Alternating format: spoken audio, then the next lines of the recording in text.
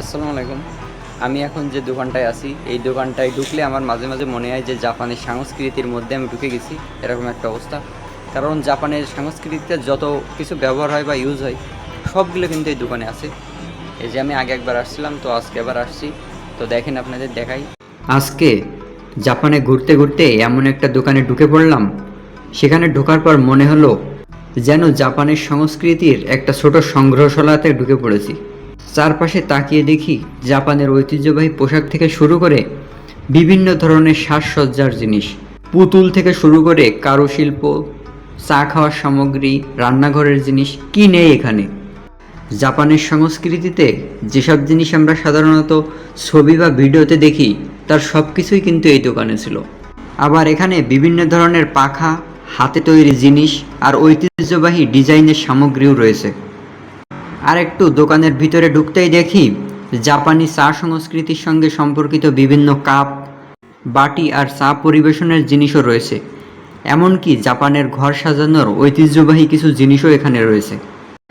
এই সব কিছু দেখতে দেখতে মনে হচ্ছিল জাপানের সংস্কৃতির একটা অধ্যায় চোখের সামনে চলে এসেছে।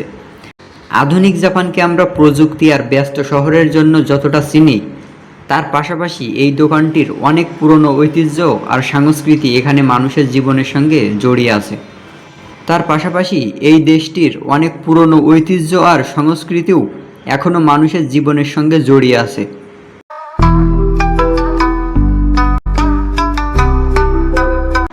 জাপানের আরেকটা জিনিস আমার খুব ভালো লাগে, এখনও তাদের পুরনো সংস্কৃতি আর ঐতিহ্যকে ধরে রাখার চেষ্টা করে। আধুনিকতার সঙ্গে তাল মিলিয়ে চললেও পুরনো দিনের অনেক জিনিস এখনও তাদের দৈনন্দিন জীবনে দেখা যায়। আরেকটা কথা, জাপানিজরা কিন্তু নিজেদের সংস্কৃতি ধরে রাখার খুব চেষ্টা করে। আরেকটা জিনিস, জাপানে সুগন্ধির ক্ষেত্রে অনেকেই আমাদের পরিচিত স্প্রে বা পারফিউমের পাশাপাশি ছোট কৌটায় থাকা মলম বা মলমের মতো সুগন্ধি তারা কিন্তু ব্যবহার করে থাকে। এটাকে অনেক সময় সলিড পারফিউম বা সুগন্ধি বামও বলা হয়।